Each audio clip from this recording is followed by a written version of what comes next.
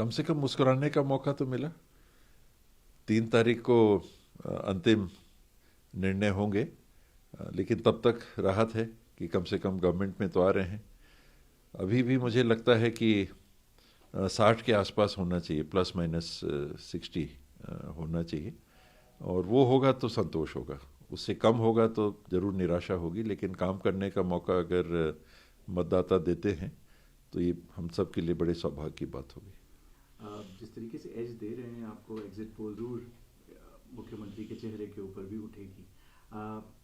क्या डिसाइड होगा sir, final decision क्या रहेगा, किसके नाम पे ये सेहरा सजेगा सर? ये पिछले 5 साल जो हम लोग का 2.5-2.5 साल वाली बात को लेके अनुभव रहा, ये अच्छा नहीं रहा।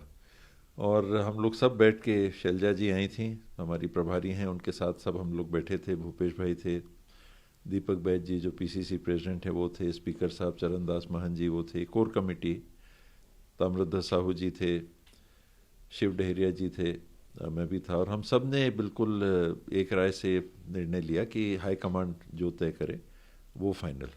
ये स्पेकुलेशन में और ये सब बीच में चक्कर में नहीं पड़ना है, इससे संबंधों पे भी दबाव बनता है, लोगों को भी जवाब देते नहीं बनता। बार बार मीडिया में भी बात आती है और सवाल सवाल सवाल, 2.5 साल कब होगा, क्या होगा, कब होगा, हो रहा है कि नहीं हो रहा है, कब शपथ हो रहा है, तो वो अच्छा वातावरण नहीं बनता। तो हम लोगों ने आपस में ये बिल्कुल एक लाइन तय किया है कि हाई कमांड पे छोड़ना है। तो इस बार के फॉर्मूले में 2.5 जी, नहीं होना चाहिए, कभी नहीं होना चाहिए। जो हाई कमांड तय कर दे, एक दिन तो एक दिन, जी। काम करो काम करो, जब बदलने की जरूरत हो तो वो सोचेंगे, अपना दिमाग नहीं लगाना चाहिए उसमें। बीजेपी के जितना थी, और इस बार थोड़ा ज़्यादा एज दे रहे हैं उन्हें और ज़्यादा सीटें बढ़ाई हुई हैं। उस परफॉर्मेंस को आप कैसे देख रहे हैं? या जिस तरीके से इलेक्शन इस बार लड़ा गया, काफ़ी स्कैम्स के भी एलिगेशंस लगाए गए, अगर आप कैसे देखते हैं कि बीजेपी को उसका एडवांटेज हुआ जिस तरीके से अब एग्जिट पोल दिखाया गया? ये फर्स्ट पास द पोस्ट वाला हमारा सिस्टम है, तो actual vote share seat share में रिफ्लेक्ट नहीं करता। और अगर आप देखेंगे तो कि छत्तीसगढ़ में दोनों पार्टियां, मोटा मोटी 2 पार्टी सिस्टम ही वहाँ है, बाकी लड़ते हैं, उनको भी एक वोट शेयर मिलता है, करीब 20% के आसपास नोटा और बाकी पार्टियों में जाता है। तो ये 80% में वोट शेयर हो जाता है। और कभी भी इन पार्टियों का 32% से नीचे किसी भी चुनाव में, न लोकसभा न विधानसभा में वोट शेयर गया। उसको आप सीट में ट्रांसलेट करेंगे तो 30 सीट करीब ऐसे ही होता है। तो किसी भी पार्टी की वोट शेयर की स्थिति 30 सीट से कम नहीं होती है। अप्रत्याशित पिछले बार भाजपा के 15 ही सीट आई, वो vote first pass the post वाली बात में, तो वो एक्सपेक्टेड नहीं था। तो उतनी उपस्थिति तो दोनों पार्टी की है। अब ये 10% वोट शेयर के फ्लक्चुएशन में वहाँ सीट्स आती हैं। आप किसी भी चुनाव को देखें, पिछले लोकसभा विधानसभा मिला के 5-7 चुनाव को देख लें, तो लगभग 10% का वोट शेयर का फर्क रहता है। तो विधानसभा में हम लोग 10%, 11% आगे थे, 5 महीने बाद लोकसभा में 10% बीजेपी आगे हो गई। Basic vote share, minimum vote share 32% के आसपास का ये कायम रहता है, और ये 10% इधर उधर होता है।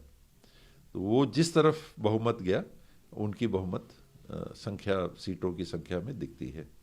और जहाँ तक एलिगेशंस की बात है, ये सबसे गंदी प्रकार की राजनीति चालू हो गई है। और मैं बार बार उसी बात को कह रहा हूँ कि आप राजीव जी के समय को देखिए, जब बोफोर्स के मामले को उठा के मिस्टर क्लीन की इमेज को प्रभावित करके, और एक विशेष परिस्थिति, राजनीतिक परिस्थिति भी देश में बनी, और उनके हत्या के बाद सुप्रीम कोर्ट 10 से 12 साल बाद क्या कहता है कि कोई सबूत ही नहीं है। आपने एक बात को उठा के, एक एलिगेशन लगा के एक माहौल बनाया। वही यूपीए 2 में हमने देखा, coal allegation, coal scam, coal scam, coal scam, 2G scam, 2G scam, 1,70,00,000 crore का कोयले का घोटाला हो गया, 1,30,000 करोड़ का 2G स्कैम हो गया। अब 9.5 साल इनको हो गए सरकार में, एक दिन का सबूत कोई सामने आया? गंदी एलिगेशन की राजनीति। वही महादेव ऐप में आप देख रहे हैं कि आपने चुनाव की ठीक पहले कह दिया कि ये किसी के यहाँ से पैसे इतने बरामद हुए, 5 करोड़ कुछ लाख रुपए बरामद हुए, और वो ये नाम ले रहा है, ऐसा कह रहा है 508 करोड़। 508 करोड़ में कमरा भर जाएगा। 508 करोड़ वो खुद ही कह रहे हैं कि कोई इलेक्ट्रॉनिक ट्रेल नहीं है, पैसा कहाँ गया कैसे गया कुछ नहीं, वो खुद ही कह रहे हैं कि इलेक्ट्रॉनिक ट्रेल नहीं है। लेकिन ऐसी बात आई है तो हम इन्वेस्टिगेट करेंगे। एक चुनाव के पहले इस प्रकार का लांछन लगाना, और ये संतोष का विषय ये है कि अब मतदाता भी इतना परिपक्व हो गया है कि हनुमान जी का भी असर कर्नाटक में नहीं हुआ, केरल लेटर्स का भी प्रभाव नहीं पड़ा, और महादेव ऐप का भी आप देखें, लोग ये मान के चलते हैं कि ये तो राजनीतिक है। कोई भी बात हो उसमें तथ्य हैं तथ्य नहीं है, ईडी का नाम अब जब सामने आता है पहली बात आती है कि ये पार्टी बंदी है, तो उसका असर वैसा अब नहीं होता। लास्ट क्वेश्चन सर, क्योंकि resort politics there are reports कि कुछ बुक हुए हैं रिजॉर्ट्स कर्नाटका में, क्या रिजॉर्ट पॉलिटिक्स को आप रूल आउट करते हैं या देयर आर चांसेस? अब तो नॉर्म्स हो गए, ये तो हर बार देखने को मिल रहा है। राज्यसभा की सीट होती है तो यहाँ टाइट हो गया तो रिजॉर्ट में लोग दिखते हैं, राज्यों के चुनाव होते हैं जहाँ क्लोज दिख रहा है तो वहाँ पर रिजॉर्ट्स वाली बात सुनने में आती है। महाराष्ट्र में गवर्नमेंट बदलती है तो पहले राजस्थान लोग जाते हैं, फिर असम लोग जाते हैं।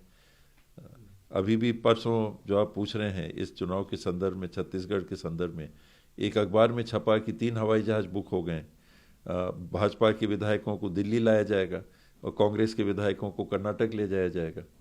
तो मुझे तो जानकारी नहीं है, लेकिन ये अखबारों में ये बातें आई हैं।